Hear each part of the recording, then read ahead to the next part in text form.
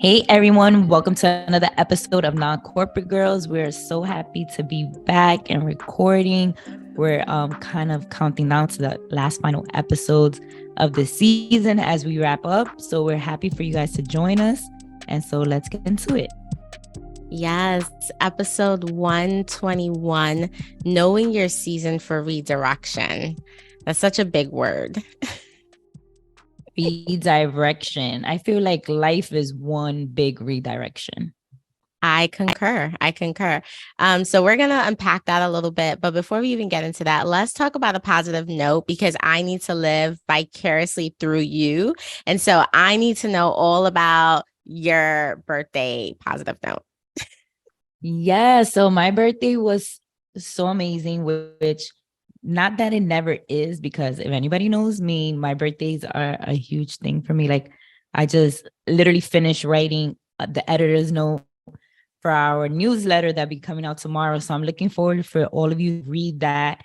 And one of the things I had mentioned was just the planning of my birthday, and like, you know, from my outfits to the outings, like it just brings me so much joy to do so and to have people like be a part of it.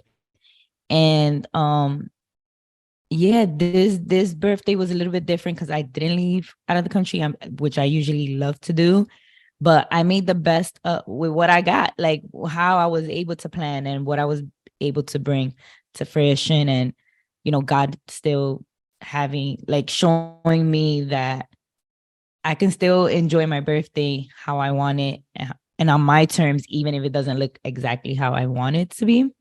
Because just having the people that I love and who showed me so much love, like the outpour of love, and that's why I wrote the declaration I wrote in my Instagram post, because yeah, I know I haven't been very like vocal on social media, but I'm coming back around. And it was just Lovely. yes, it's just something about me realizing how love and people showing up and showing me love really is what carries me through in like the days where it's just challenging, where things are hard. Like life is just hard, and we all know that, and we all have like our level of hard or whatever that looks like at different points in time, you know, because life goes like this. It's not like a straight, you know. But I think when you feel seen and supported and you feel understood, like it really is transformative. So for me, my birthday was a lot of reflecting and just have putting out there a declaration of me wanting to love the people that I care about loudly and knowingly. And for them, like the way I go so hard about myself and how extra I am, I want to be the same for the people around me. And not that I don't do it, but I know that for me, being vulnerable is a challenge. And in expressing those things, there has to be a level of vulnerability of just telling people how you feel, how to be honest with them, like having conversations that are difficult. I really want to step into all those things.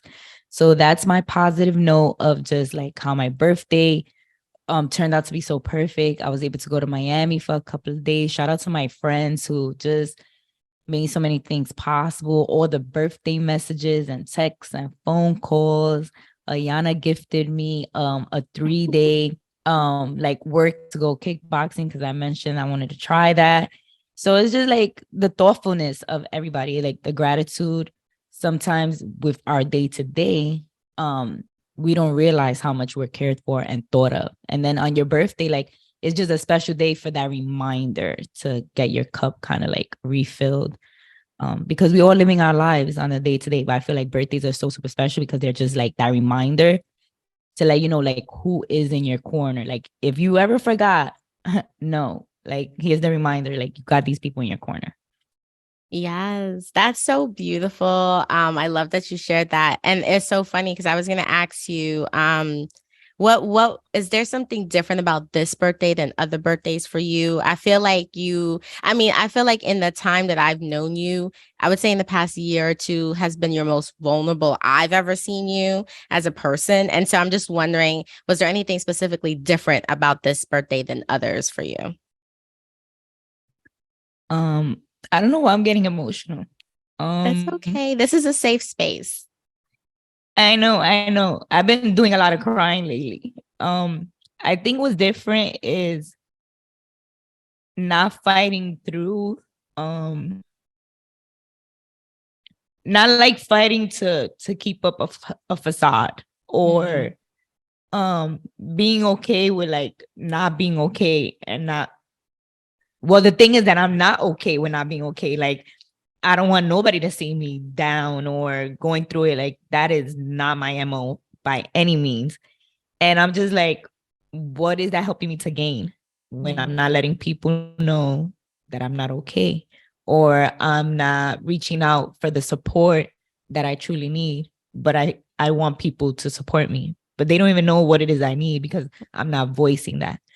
So I think I step into, and this goes like with conversations and therapy and self-actualization and reflection and just being aware of, you've tried it that way for so long and it still has not yielded the results that you want. So maybe you need to try something different. And I feel like it's just stemming from that. Like, what's the worst that can happen in asking for the help you need? Bitch, you might get the help. Like, simple as that.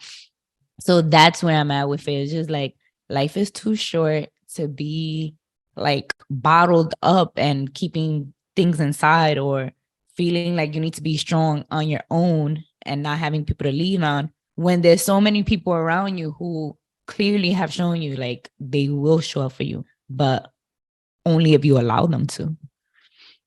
That part. I love that you said that, because, this is a thing that like we both struggle with this. Other people do too. And it's just like important to call out that like the help is there, your community is there, but you have to allow them that. You have to give the permission. And oftentimes we don't even know that we're not even giving the permission. It's just because of who we are. We're like, this is how I operate. It's like, okay, that's great. But it also goes back to the conversation of redirection, right? So I think that's a good little tie-in. It is, and we're going to speak more to how we got to this conversation about choosing the topic of redirection, because it's definitely in alignment to everything. And in all the freaking 120 episodes, I never cried in none of the episodes. This is the first time like my emotions got the best of me. Look, that's the first time for everything. This episode better go viral or something. Like, you're like, let's make it worth my while. I get it. Okay. All right. Well, beautiful. Like I said, I was living vicariously through you because I wasn't doing nothing.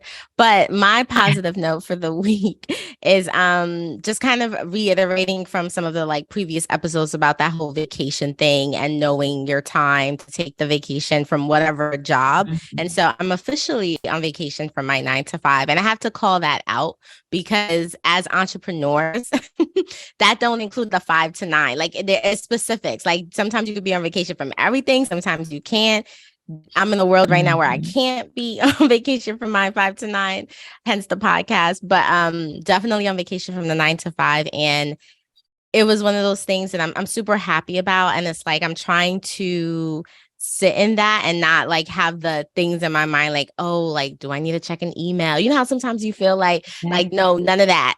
So that's just kind of what I'm working with.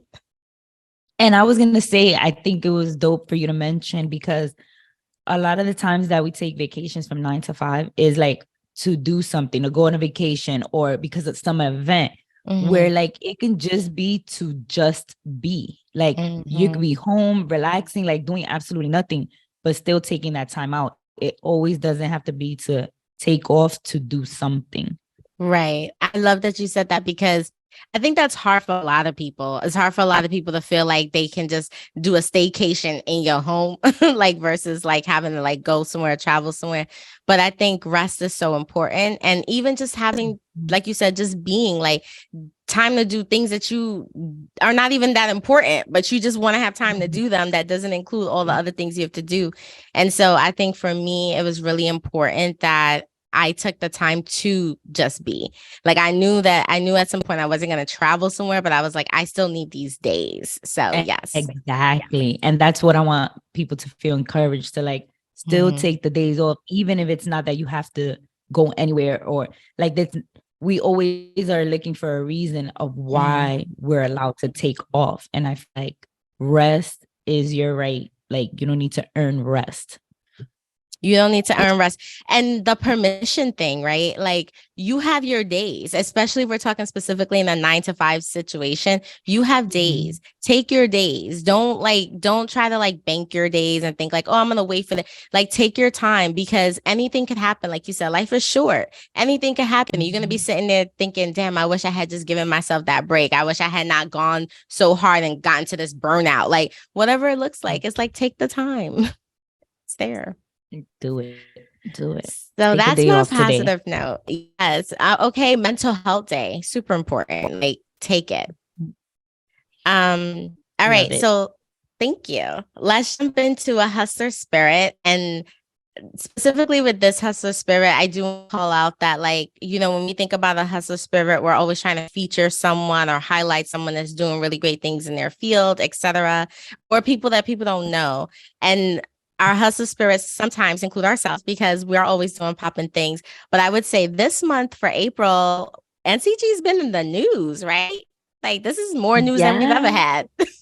It is more news. And we are like, we are the hustler spirit, right? Because at our core, the reason like we even made this segment was to speak of like our wins and the growth and what are we doing. And so when we highlight other people, is with like kind of a nod to other people that are doing great work, but we're highlighting ourselves because we're doing great work too.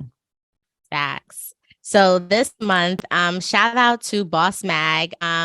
Lisa, who was the writer for us, she interviewed us. She was really great. Shout out to Boss Mag. Shout out to Leanne, who's the founder of Boss Mag, friend to the brand.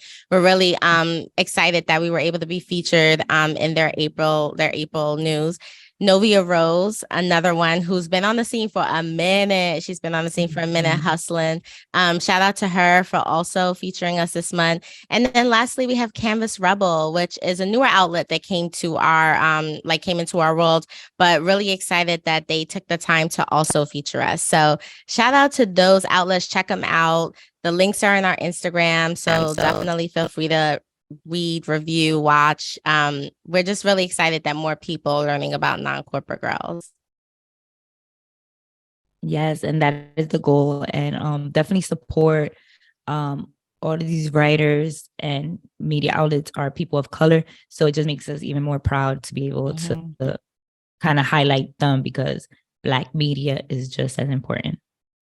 Yes, I'm glad you said that too. Like we got to support our people of color. We got to support our women too. Like show them love. I love that. I know, right? It's like that Alicia Keys song, Show Me Love. Do you know that song? I don't know it. I have like maybe 3 songs I like of Alicia Keys. Fun fact, I'm not a Alicia Keys fan. Damn. I know. But I mean, I like Alicia. Yes. Right. Most people do, and I respect her artistry, but I don't know. She's just not for me.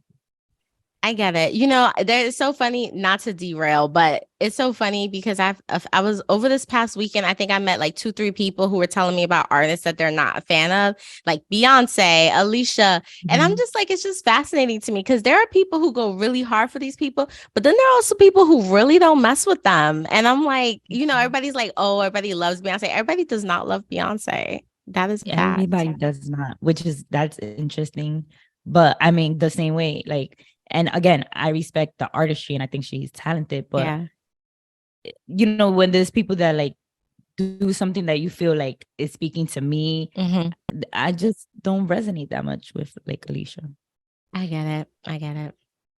All right. So off the record, we are flying through today. It's a short episode today. Off the record. So I specifically wanted to call out, and I don't know how many people in our community have seen this yet, but Dear Mama, the documentary about Tupac, it's a saga about Afeni and Tupac, his mom. just kind of like talking about like their life and kind of the tribulations that they've went through in his artistry, in her revolution of being a Black Panther activist, etc. It's a documentary it's a 5-part documentary. It's on FX, streaming on Hulu. I saw the first 2 episodes and it's just so good. Like I love documentaries. So like I'm always into like learning about like these things, but it's really good. I'm actually shocked that it took so long for them to make this documentary, but it's really good. So I just wanted to like share it. If anyone hasn't checked it out, check it out. It really gives a lot of knowledge just about like the Black Panther movement, how Tupac thought of like how his artistry, his poetry, just like him coming into like being the artist he is. And I'm a diehard Tupac fan, so I was all into it. That's dope. I definitely want to check it out. Like whose point of view is this from? Like who is? So I mean, this is a little controversial, but the person who directed it or the creator of it was an old I guess video producer of Tupac's, like some of his past videos. Like they were friends for a long time, but then they had fallen out. And then and that was interesting. But now like 30 years later, he's doing this documentary. So I'm sure there's more to it than that, but from my understanding, he's the creator behind all of this. But the people that they featured so far are like cousins of Tupac, other Black Panther activists. And I'm just like, wow, like it's so cool that y'all are still here to talk about this, like it's been so long. And then other rappers like Snoop Dogg is in there, like, just so it's really interesting. Right. Oh my God. The people. Not calling me during my podcast recording. I'm good. It's really dope. Mm-hmm. Yeah. I was gonna check it out. Sorry, you go ahead. No, I was gonna say something that I lost my train of thought. I think it was about I was gonna say one of my professors at New Paltz, he's a Black Panther and he still alive, and like he's the one who, when it came to like learning who we are like as a Black people and being so proud, he is one of the people that has like changed the outlook and just helped me to learn so much. His name is Professor Kaba Kameen. You guys should definitely check him out on Instagram. He's a wealth of knowledge, like beyond. So I would have loved if he would have even been featured on this, because I could have totally see him having a point of view. But I love things like this where I get to learn of the person and just like the movement that surrounded them as they were like evolving. Mm-hmm. Yeah, you have to check it out. And I wonder, that's a good call out about your professor. It's a 5-part documentary, so who knows? Maybe he may have been featured in the next 3. I don't know. that would be dope. I'm definitely gonna check it out. I love it. So it is like interview style, right? Like people are seated, they being asked questions. Yeah, kind of. It is, but they go through, they have footage, like old footage from like Tupac in high school. Like it's really cool the way they kind of tell the narrative. I mean, I think it's cool, we're big on storytelling. So I know this is like things that we like geek out of. Exactly. So check that out. Next thing off the record. So Jamie Foxx, definitely sending lots of prayers to Jamie Foxx. I like Jamie Foxx, so I definitely want him to recover, right? And be well. Mm-hmm. But I specifically wanted to call this out because I don't know if you've seen on social media, people are talking about how, he's recovering from a medical complication. So far, he's okay, but he has 8 days left to film a movie that he's filming. And because he's in the hospital, the producers, etc., went ahead and casted a stunt double to complete his role. And on social media, the streets are basically like, let this be a lesson for everyone, because if you don't take your time off, because your job will move on without you. Kind of similar to what we were just talking about before, but I just thought that was interesting. It was. And it's funny how we all like, how there's some people that go into reading something and it's already like a negative. When I first was reading it, to be 1000% honest, I was like, oh, wow, that's so nice that they did that, because they're allowing him to rest. Like, I didn't make the connection like, oh, somebody replaced him. It's like, oh, his role matters that much that they had somebody to fill in for me. I totally didn't see it from the negative standpoint initially when I read it. I thought that they were doing something good. I was like, oh, that's great because his presence in the role matters that much and is important. But then when I see in the flips, I'm like, damn, I didn't even see it like that way. But it is very true. Like you can be replaced. And I think that's something, both sides of the coin can hold true or whatever. But it's just so interesting, like how we read something or, the way I take it is different from the way other people took it. Yeah. I think like there's a lot of different sides to it, right? Like I think just thinking about production set, this is money. So this was unexpected. It happened. There's a timeline. It is. So I get like, okay, a stunt double, cool. Like, I think like, and if it's a stunt double, it's like obviously Jamie's throughout the whole movie. It's just like this last part they have someone play, which is probably like super minor. It's like whatever. I think the biggest takeaway is just that like, so like, companies will do what they need to do. People will do what they need to do. Correct. I think the biggest takeaway is for the individual. And obviously outside of this situation, because this was a medical scare, this was a serious thing. But like outside of that, just individuals in general, like you don't feel like you need to have like blood, sweat, and tears and be like the savior or the scapegoat in your role and not take the time that you need, because your company will figure it out. Like if there's a huge workload and it's like you feel like you can't take the time, if you take the time, someone else will pick up the slack. Like it is, they're gonna still move forward. Absolutely.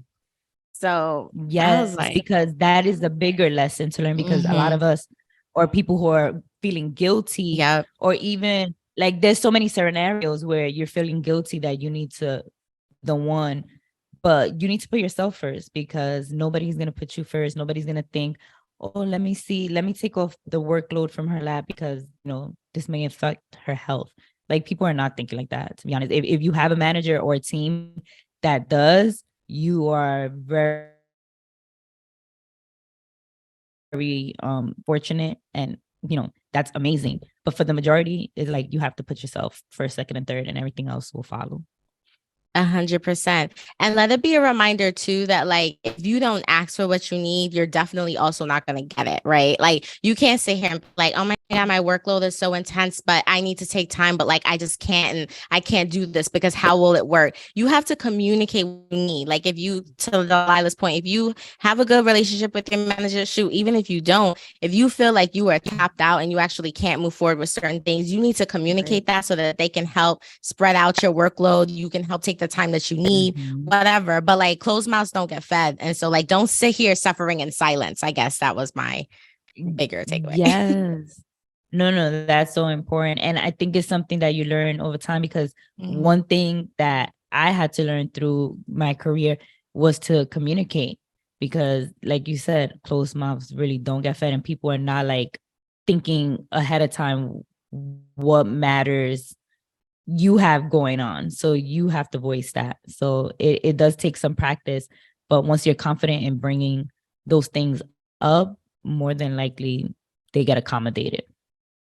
Facts. And this is why I feel like I'm gonna, not to talk for you, but I feel like you're kind of the same way, where we really love like the aspect of like mentorship and really helping like people who are like in junior positions and things like that, because it does take practice. It takes practice to advocate for yourself, negotiate for yourself, and if you don't have that, you're really gonna be suffering in silence. But don't feel like there is no outlet. Like you just need to find it. And so it's just really important that this is called out, because there's choices. People have choices. It's always choice. You always have a choice. Like, yeah, that's powerful, that statement. You always do have a choice. Facts. Now, on the flip side of this, in Off the Record, I was a little shocked today that Don Lemon got let go from CNN after 17 years. Like, I think everyone was like, what? Right. Because Don is like, he's the OG vet. Like, he's broke so many news, and like his point of view as a journalist and everything that he shared, like people really look to him for just his journalistic like professionalism. Like how he goes about telling a story, like his sensitivity to certain topics, or getting us all the information that, you know, if we were there, the questions we want answered, like he asks those questions. Mm-hmm. And it's one of those things that's like, once again, companies. It doesn't matter how long your tenure is. It doesn't matter how much years you've put in, how much you've accomplished for this org. Everybody is replaceable. Like, I don't care what nobody says. Everyone's replaceable. If they can fire you, you're replaceable. And so it's just one of those things that for the community people listening in, it's like, just know your worth and make sure, I like to say, stay ready so you don't have to get ready, because at any given point, you never know what's going to happen. Like 17 years, that's over a decade. It is crazy, but it's also to say, on the flip side, that you're not absolved or above anything, no matter how much time. Like, if you mess up, a mess up is a mess up. You know, every choice comes with a consequence. And not saying that he did what was being said, but apparently there was allegations about him speaking on women and aging and things that were just inappropriate. So, you know, sometimes you have to eat that. It's hard to say when should you get a second chance, depending on what the severity of what you did is. At that point, are you owed anything because you gave 17 years, or did you fuck up your own legacy for contributing that much and then ruining it in this manner? There's just so many ways to look at it, and things to think about. But I think above all is like, your time into something and who you are doesn't take away from you needing to do the right thing when the right thing is called for. 100%. And it's just like, I mean, at the end of the day, like, what a catalog he has. And so, like, Don, you're going to get back on your feet. Like, no doubt about it. Like, you're going to be all right. It's a slip up. Like, shit happens. There's always room for human error. When you're a human, you make mistakes. I don't think this defines, you know, anything. It was something that happened that was unfortunate.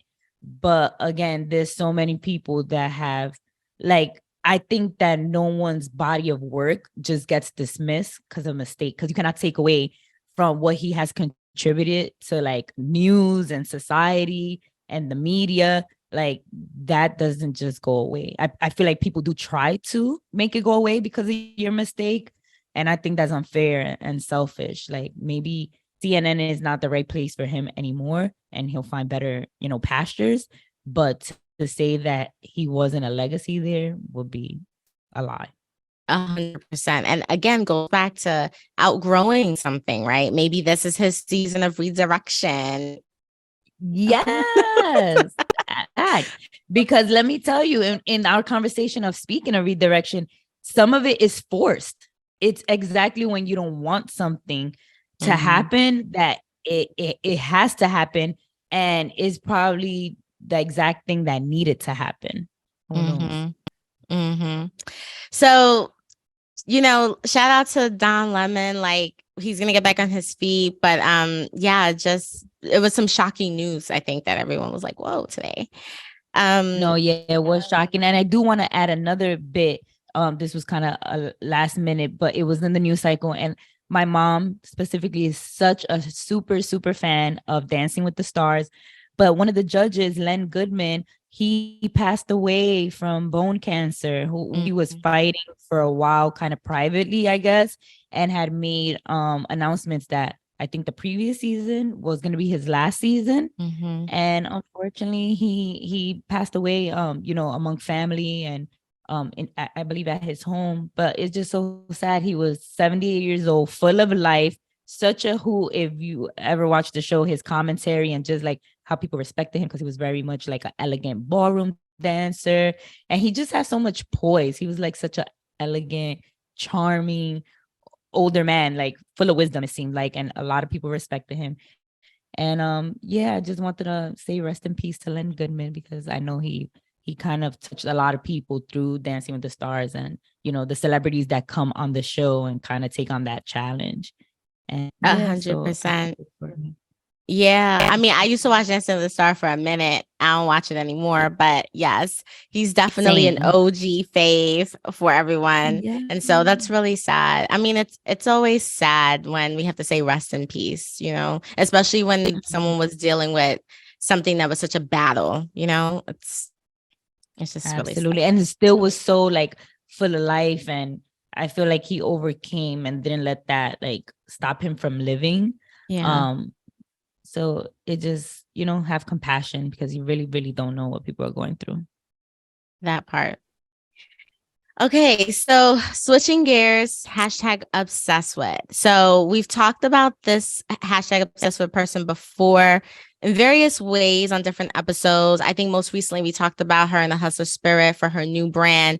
But our hashtag obsessed with this week is Necole Kane. Some of you may know her formerly as Necole Bitchy. She used to be she's currently a retired celeb blogger. She's a media mogul, and she's newly the founder of My Happy Flow. But we thought Necole would be a great hashtag obsessed with because, as she likes to dub herself, she is the self-proclaimed queen of career pivots. And whenever we talk about her, we talk about her pivots. So we thought it would be fitting for today. No, absolutely. And like she's owned it, but also has mentioned how difficult those changes were, but that they were so timely.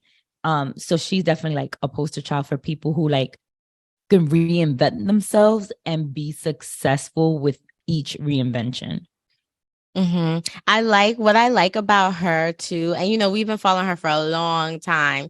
What I like about her Years. too, years, is her transparency, like you're talking about. Like I love the way that she really like shares her trials and tribulations with everything she's Mhm. creating because Yeah. as entrepreneurs, things are so glamorized. It's like, life looks like this and it's like it doesn't. There's so many things that happen on the back end. You may not be able to like support your team. You may not be able to keep your Right. doors. Like there's so many things that happen that people don't know about. And she always shares that in her testimonials.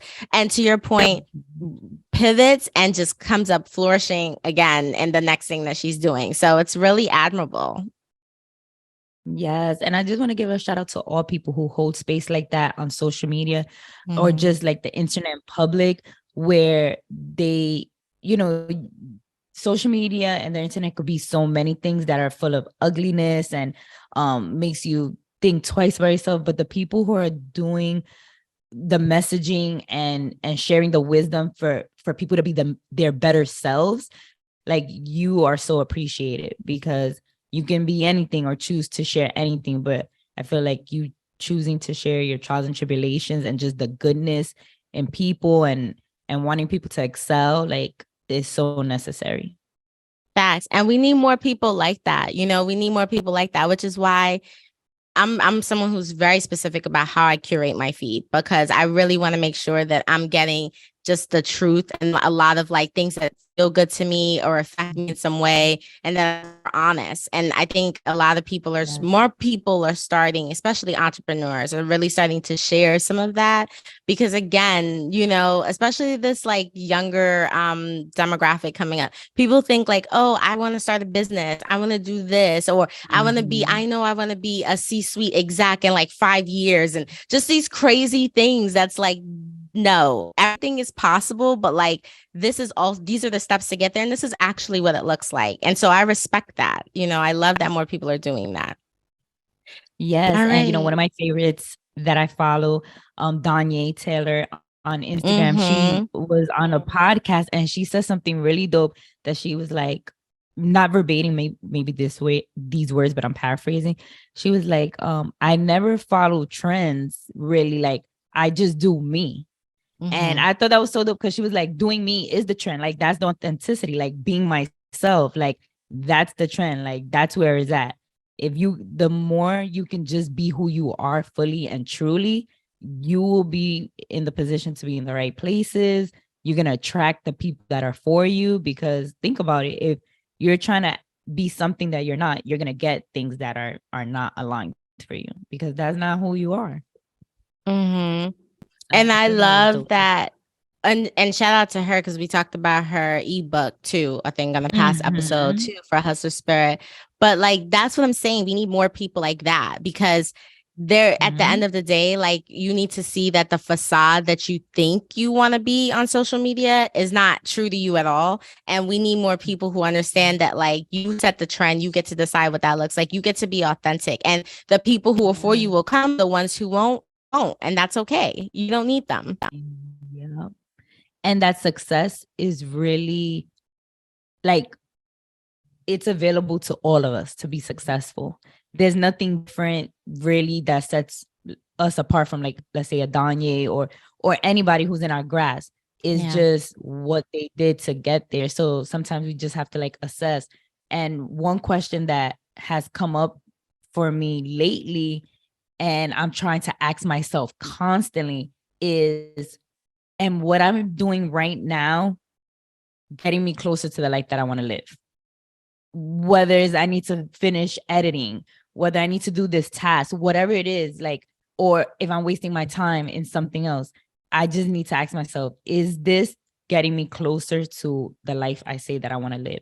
And it is not that I need to be doing the things that are going to get me there. So it just, it seems like such a simplified question, but when you think about it, it really is going to help you to start deciding how you're going to utilize your time in the best way for you. And it has layers to it, which is a great pivot to our let's talk about it. So our question for let's talk about it is, how do you know when it's time to redirect? And I do want to call out two distinguishing facts about this. You think about redirection, there's redirection that happens through rejection, as Delaila kind of alluded earlier, like something horrible has happened or something happened that you didn't want, and now you need to figure out what the next step looks like. But then there's also redirection that happens when there is no rejection, right? What is that? Like, how do you know in your life at the stage you're at when redirection is actually necessary? Mm-hmm. And I think that discernment takes time, right? Mm-hmm. Because it's one of those things where your intuition has to get stronger. You need to listen and be truthful and honest with yourself. Mm-hmm. And pay attention, because I know oftentimes people who have shared their stories and testimonies, in one way or another, they said it, like something that I realized they had in common was that they said they listened to the voice. I don't know what this voice exactly was, but it was just something that pulled them to where they ended up going. And they're so happy that they listened to that. They felt they should have been elsewhere. They felt it could be even something like, because some people get confused when you're so good at something that's the lane you should be in. Mm-hmm. But even though you're that good, you could be settling. You could be just too comfortable. You could be afraid of challenge. It may not necessarily be your final destination. But again, you need to understand yourself, be honest, have those tough conversations, and speak to people who are not going to be your yes man, who are going to be like really lay it out for you of things, like, when you just need that person that's going to like get you back on your shit. So I feel like those are the things that help with redirection and knowing if it's time. I know oftentimes, and I'm saying this, but I'm also like in between, because with non-corporate girls, for instance, for us, they say when things are so tough or like you're hitting a head on the wall, like maybe it's time to fall back. But I haven't felt that. So I don't know is that a redirection for us? And I know we constantly bring it up. Like, we are not giving up on non-corporate girls, and we're trying hard to bring it to where we want. It hasn't been a easy ride, but we really haven't felt the need to redirect. Yes, we're redirecting in how the business operates and functions. So for me, that's the redirection as I'm defining it for non-corporate girls, not necessarily redirecting away from it. And that's something that you have to assess as well. So there's like levels to, how you're going to pivot within the pivot, I guess. Oh my God. Yes. Okay. I was just about to say, in my mind, I'm like, there are so many layers to it. as with everything, but you raised a good point, and just like using us as an example, I think that a lot of times people are, like you said, the voice. People are afraid to ask themselves the question that they really want to answer to. That's what I feel. And I feel like it comes up in so many different ways, and I think that you definitely need to really follow your intuition.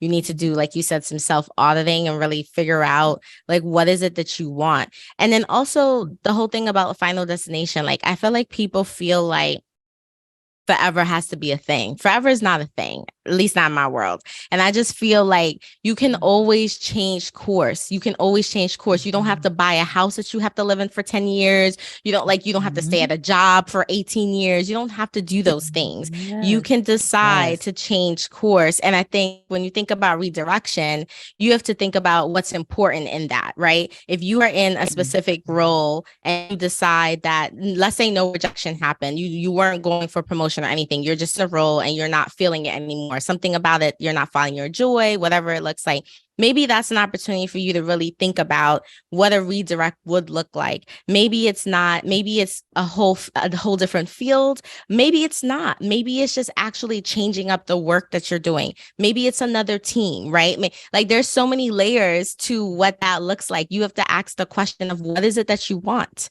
Because I think that's the only way you're going to get to whatever the destination looks like for that moment. Because I think that you can continue to evolve the destination. Like my destination tomorrow may be France, but next week it may be Bali. I don't know.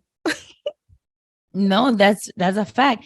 And it's just like, even if it's France or Bali, like the path that you're going to take to get there might differ, but you're still going to end up there. Because another point I want to bring is that there were people who listened or felt that the redirection was needed. So for instance, there's a blogger that I follow, and she lived in Florida, and then she moved back to New York because I guess and even for myself, that literally happened to me. And I'm not even thinking, I lived in Florida once and it was just not the right time. But I think if I was to move to Florida now, my current present time, it would be more timely because I'm more prepared of what that would look like. But the same was for the blogger that I follow.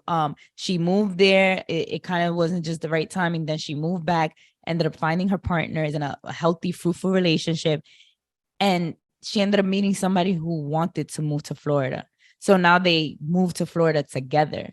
So whether she did it by herself or not, it's just like sometimes the timing is just not the right timing. But that's not to say that it's not something that could work for you. It's just a matter of when it could work for you, if that makes sense. It makes perfect sense. So timing, that alignment, because that's a big key. And then also, before we talk about this, mindset is a big piece of this, because like you just said, now, before when you moved to Florida, it wasn't the right time. But now where you are, totally different mindset and perspective. You would probably handle it a lot differently now. And so I think that's the same for everyone. Like your mindset has to be there, because if it's not, you could be there. I feel like there's going to even be more friction with the redirect that you're trying to do. You're just fighting it. Yes. And also another thing is like, you'll miss the opportunities, because if I knew what I knew now, then it probably could have been fruitful. But the things were there, and because of my mindset and me not paying attention and being aware, or just not having like the way how I initiated that move, like, what I wanted out of, and I'm speaking solely career-wise, the things that I wanted, I didn't really have a plan of how I was going to get them.